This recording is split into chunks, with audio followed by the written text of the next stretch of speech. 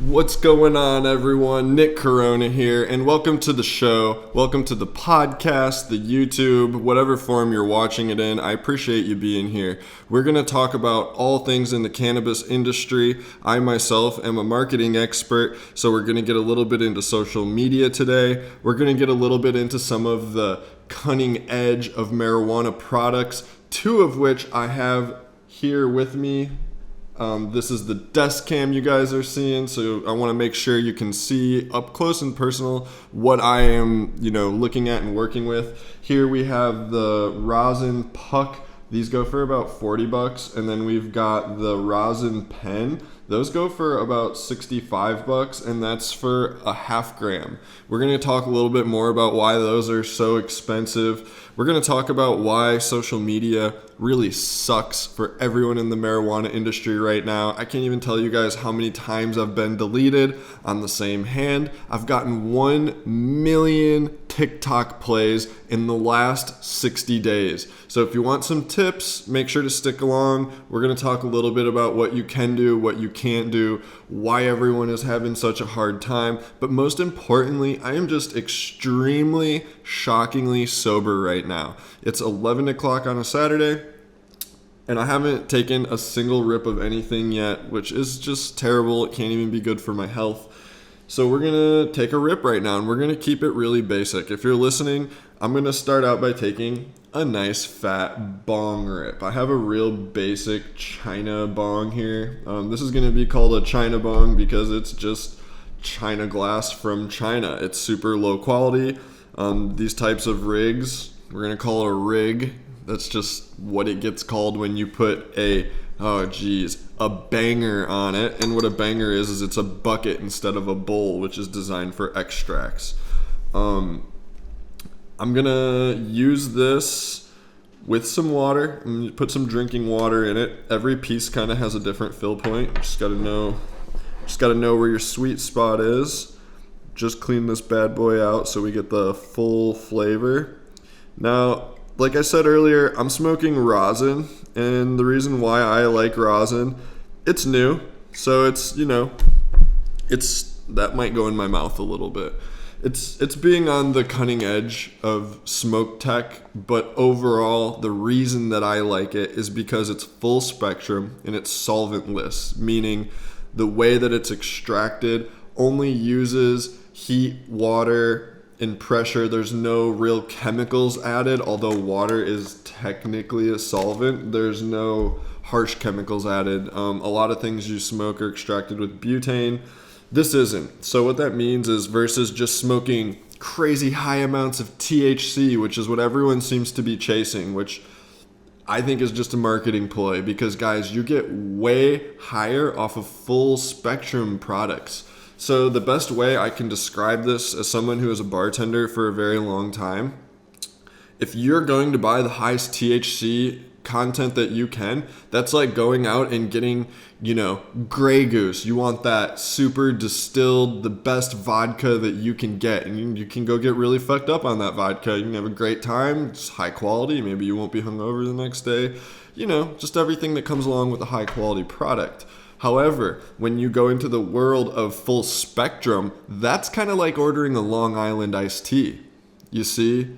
Even though it might not have that extreme amount of vodka in it, you're adding all of these other elements that are completely missing in the first place. So I like smoking rosin because I want more than THC. I want the CBD, the CBN, the CBG, all the other things that we haven't even discovered yet to create what we call the entourage effect that really fucks you up in the marijuana world, which is just even more...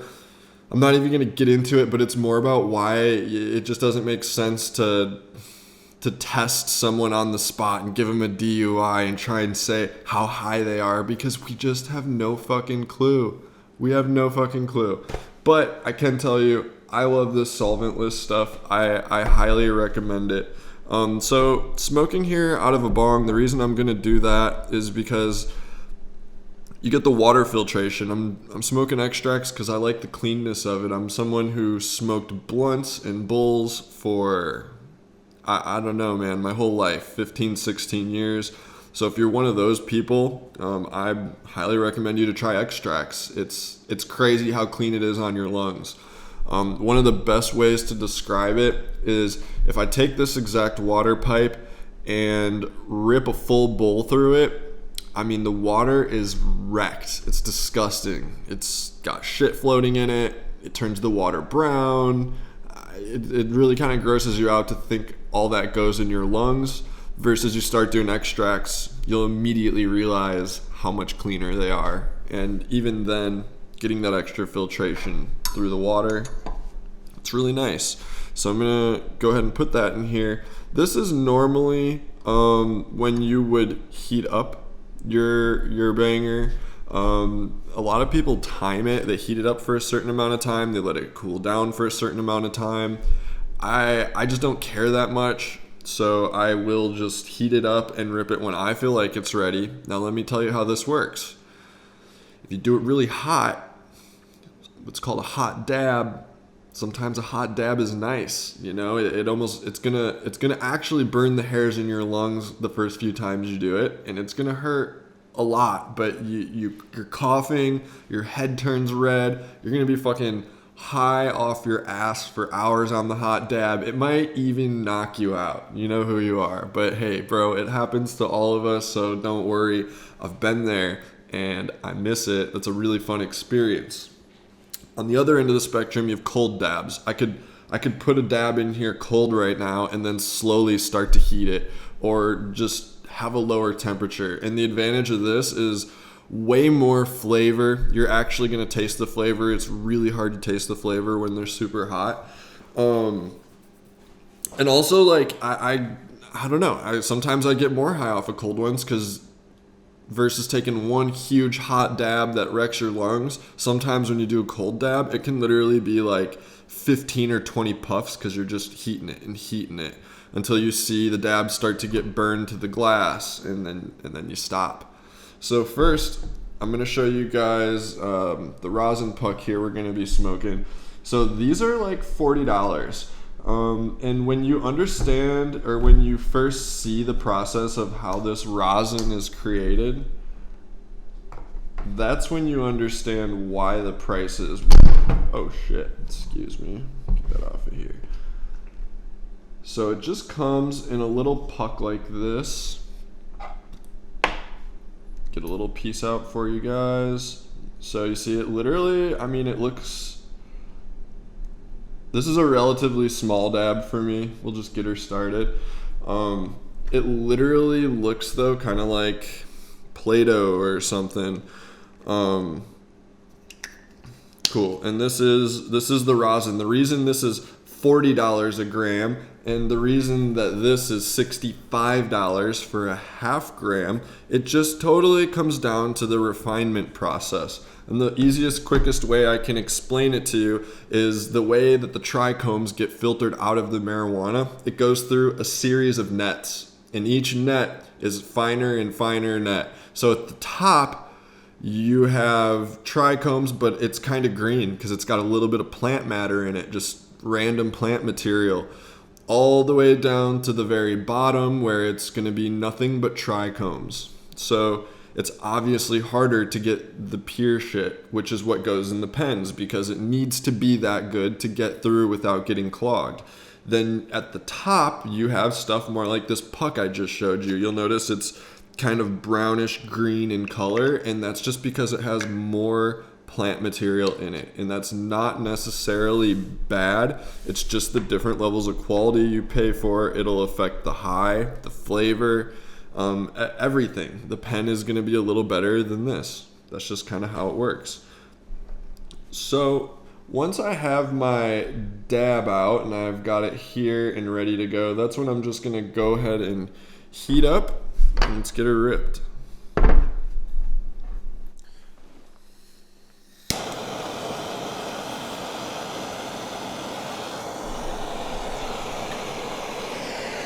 I don't know how well you guys are going to be able to see or hear this.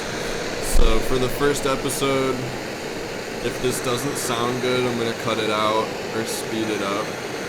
And if it does sound cool, enjoy the sound of the torch. Once we take this fat dab, we're gonna get into some marketing. My normal torch, I ran out of butane.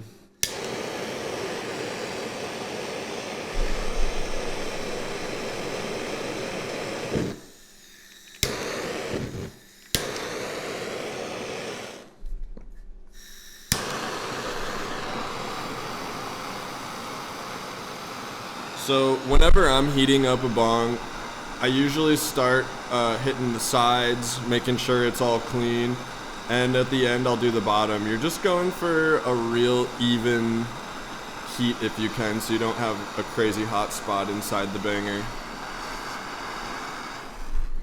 If you see it start to turn red hot, then you know you can probably stop unless you're cleaning it or something. From the point of hitting your maximum heat, it's typically about 30 to 45 seconds. So, and if you don't wait that long, you're just gonna hurt your lungs and you're not gonna get to taste what you're smoking. So let's go ahead and put this right over our dust camera. Make sure you guys get the best view of this rip. And then we're gonna get into this social media nightmare, probably while we smoke on a rosin pen. Cool, so here's our little baby dab. We'll have to do a fatty at the end. All right. One thing I like to do, just personal preference, I like to put my dab right here so it just gets hot, so that when I do go to touch it, it comes off quick.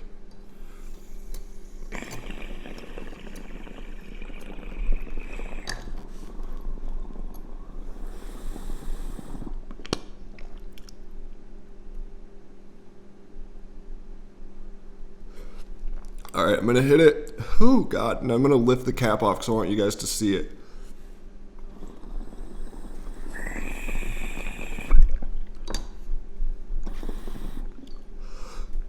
See, it's still a little liquid in the middle. So that's the end of it. You know, it's looking burnt. I can see it's like slightly liquidy in the dark spot still. Cool, that was delicious. So that was on the hot side of things. I don't know if I'd consider it like a hot dab, but it wasn't cold because there's no liquid in there and I didn't even do a reheat. So this is where you always see people take the Q-tip and essentially try and get as much crap off as they can. It helps if you have like ISO or alcohol or something on there. And then essentially next time you go to hit it, depending on your glass and how much you care about it, like what I'm gonna do with this, you're just gonna put the torch on it and burn it till it's clean again, right? Awesome. Now that we have smoke in here everywhere, let me tell you, that was freaking phenomenal. I feel really great. I immediately feel it behind my eyes. Hope you guys are enjoying this. Hope everyone's having a great day. Now that we've talked a little bit about rosin, a little bit about products, we're going to get into the guts of this, talking a little bit about social media. I'm going to start out with the most exciting thing. We've gotten 1 million views on TikTok in the last 60 days. What the hell? That's crazy.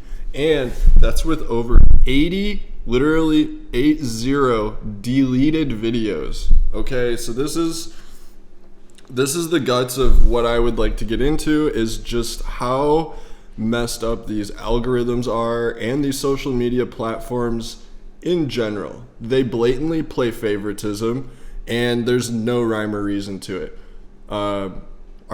Our current Instagram is Green Farms 5.1, random number, because we're on like our 6th or 7th account. We get deleted that frequently. We can't make it more than 6 or 7 months without getting deleted. Our marijuana doctor, excuse me, got deleted twice in one day this week. It just makes no sense. Even on TikTok, I've had great success with the Green Farms page, but the craziest thing is like on my way up, getting like 40, 50 videos deleted, and then I get a notification on my personal account that it has been deleted. So literally my personal account got deleted, which I've had maybe 3 or 4 videos ever removed from, ever. And then it randomly got deleted. Versus this account that's pulling 1 million views in 2 months with 80 videos deleted, the account doesn't get deleted. It makes no sense. Absolutely no sense. And the thing that people need to understand is that when you're operating a physical brick and mortar business today in 2021, you cannot be competitively successful without engaging in social media. So it sucks because we're not supposed to be doing it, but we can't choose to not be doing it. It's good and bad. It's good because it keeps other people away from it, but it's bad because it makes it hard as hell. If you guys check out some of the content on my TikTok, you'll notice trends that essentially I just try and make things not seem like what they are. That's the closest thing I have been able to do to see any success on TikTok. You know, it's not extracts ever. It's honey. It's butter. It's country crock butter. It's things that look like it but aren't it. And, you know, it is actually really frustrating when I do it very successfully and things still get removed. And I see other people posting similar content and not getting removed.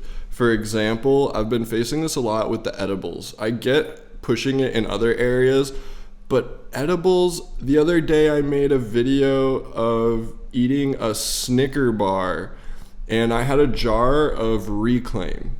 It's just a plain clear jar and there's just Reclaim in it. I mean, it looked like Nutella or, you know, but more golden amber. It really looked like honey. It looked like you just squirt a bunch of honey in there, but no labels, nothing. I even said it was chocolate. I mean, I took the Snickers bar and I dipped it in there and then, which technically is just a makeup container, and ate it. And I didn't even say like I'm high. I didn't show myself high. I literally just took the Snickers bar, dipped it into the honey-like substance, said this is a lot of calories, I think in text, and then I ate it. And I made a face like it was gross, and that got removed for illegal content.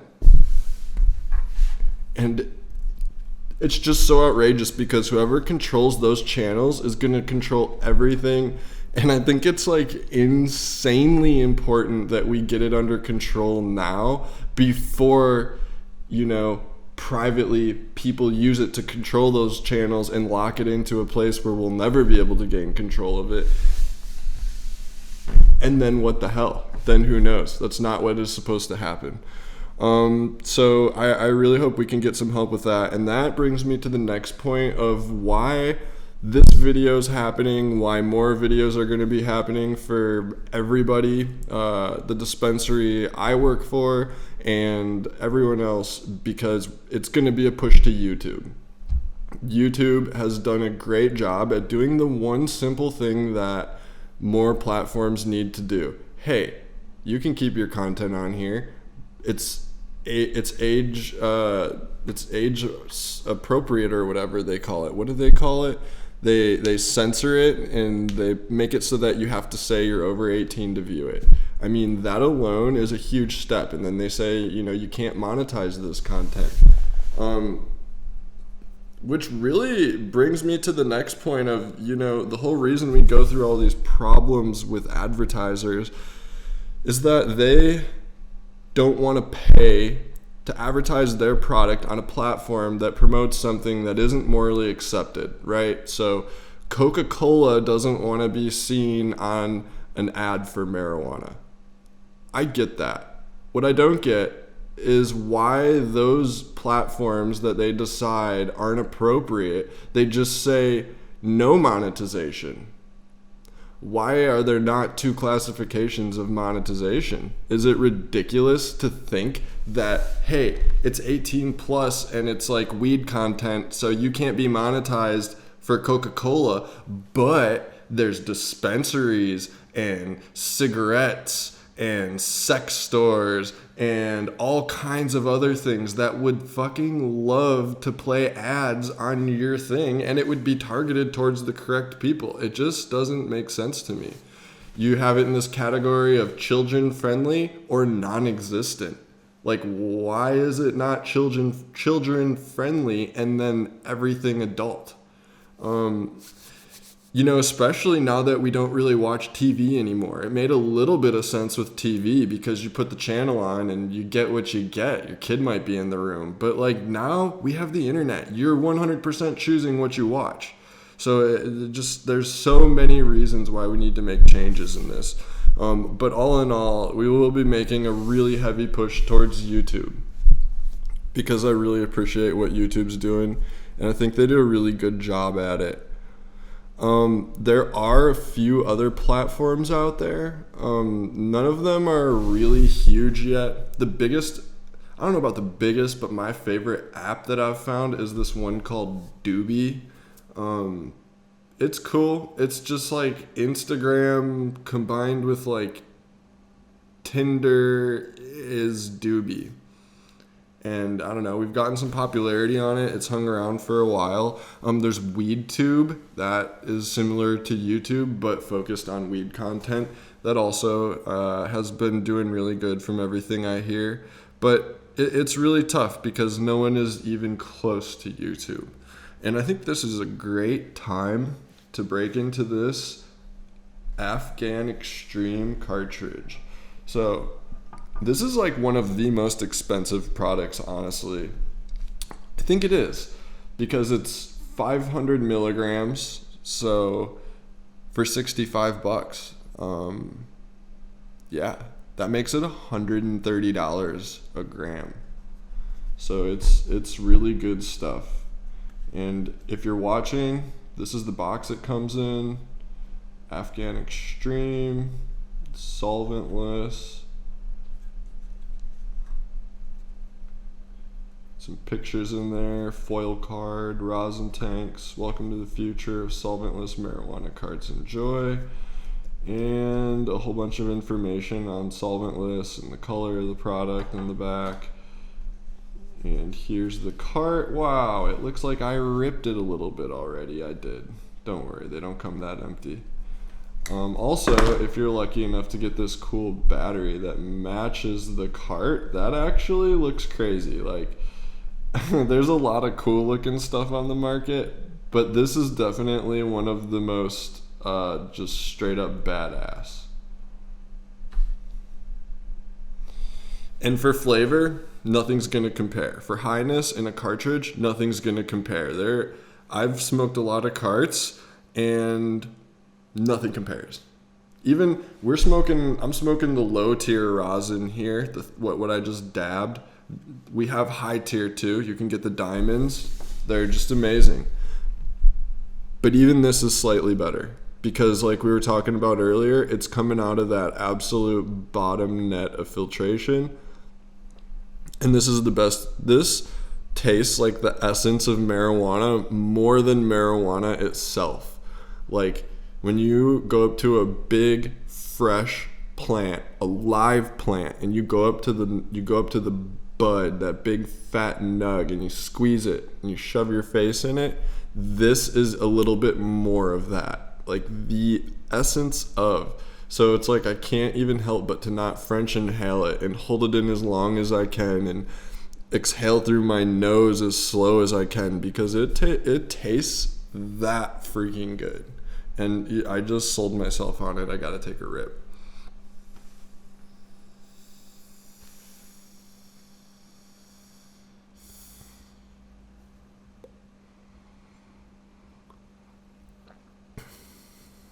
Wow. Literally better than everything I just said. Holy shit. Something to note about these is as it heats up, it will burn faster and they go quick. So you definitely don't want to catch yourself just chain ripping it. Give it some time to cool down in between because it's getting warm in there. And this isn't the pen to pass around with a bunch of homies because like one dude taking a huge rip, another dude taking a huge rip, another dude taking a huge rip, another dude that motherfucker is going to be surprisingly, you're going to see a huge bubble going up the side when it gets handed back to you. However, they're only going to need one rip and they're all going to be completely wasted and it's probably going to be really great. On the same note, it actually will taste better for them if they just wait in between. You know, that's all I'm saying is homie one hits it and have him wait 45 seconds before the next homie hits it and like let it cool down in between. It'll burn slower and they'll get a better rip. But you know, that's just my advice. This is my fourth or fifth one now. I've been ripping through them. They're really good. Even that rip, I'm smacked. I'm very, very happy that I have notes right here. Yeah, so be sure to subscribe to this YouTube. If it's on YouTube, it's going to be on a new page. But more importantly, I'll be using Anchor, so it'll be on all the big podcasting platforms. And I really appreciate your guys' support. I have a lot more episodes planned out, a lot more things I plan on doing. And be sure to follow us on Facebook. And actually, I don't even know why. See how ripped I am? Seriously, like, I just hit that cart and just train of thought, like, derailed. We hate Facebook because they ban us all the time. They delete shit. You have to use them for certain Instagram features. And there's been times where we've, like, linked our account and been deleted shortly afterwards. And that just sucks. And it makes us suspicious of Facebook. There's a lot of things around Facebook that it's just, they're anti-weed. And I mean, all these platforms really are, except for like WeedTube and Doobie. So, you just got to go hard, keep making content, and that's really all everyone can do, and continue to push. And honestly, crossing my fingers for someone to get something legal going, because it just really sucks. Go follow Mad Terp Labs. That would actually mean a lot more to me on Instagram. They've been deleted so many times, and our last time was over 10,000, so it's just incredibly painful. But yeah, I feel like I'm gibbering at this point because I am just completely wasted off those rosin hits, and I'm a guy with a pretty high tolerance. So thank you guys for listening. I hope you enjoyed this. Look forward to the next episode. Till next time, thanks for smoking with Nick Corona. Peace.